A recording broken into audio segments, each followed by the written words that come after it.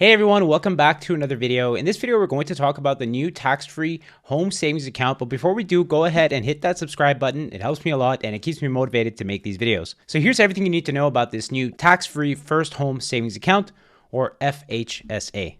Okay, that's going to be a little bit weird to say. TFSA is something we're used to. FHSA doesn't really roll off the tongue. So as of April 1st, 2023, you can open this new FHSA account, which is basically what you would get if the TFSA and the RRSP had a baby.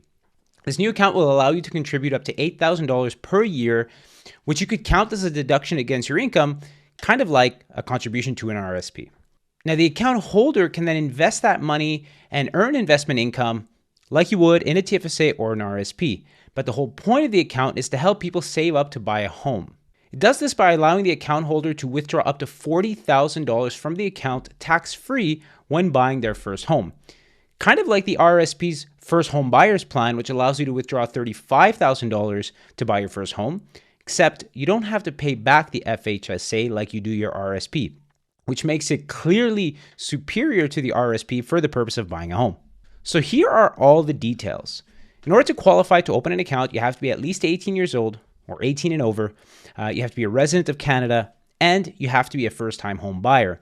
Now, a first-time home buyer is defined as somebody who, in the last 5 years, has not lived in a home that they own or that their spouse owns. The maximum annual contribution is $8,000 and the maximum lifetime contribution is $40,000. Now, you can't keep this account open forever. As soon as one of these three events takes place, you have to deregister or close your account. So that is, your account has been open for 15 years. That is the limit. You can't have this FHSA open for more than 15 years. You turn 71 years old, or you made a qualifying withdrawal to purchase your first home. As soon as one of those happens, you need to close your account. Now, let's say you never make a withdrawal, or you do, but because of your investments, you actually ended up with more than $40,000 in the account, and you are only able to withdraw $40,000 to buy your home. So let's say you're closing your account, but there's still money in it. There's a couple of things you can do. One, you can just withdraw the money, but that would become taxable like an RRSP withdrawal. You'd be added to your income and you'd be taxed, at your marginal income tax rate. Or you can transfer that to your RRSP account or to your RRIF account, depending on your age and kind of what you have currently. So overall, I think this is a really cool account for really anybody, but especially if you're younger and you're planning to buy a home, even if you're only planning on buying a home in 4, 5, 6, 7 years.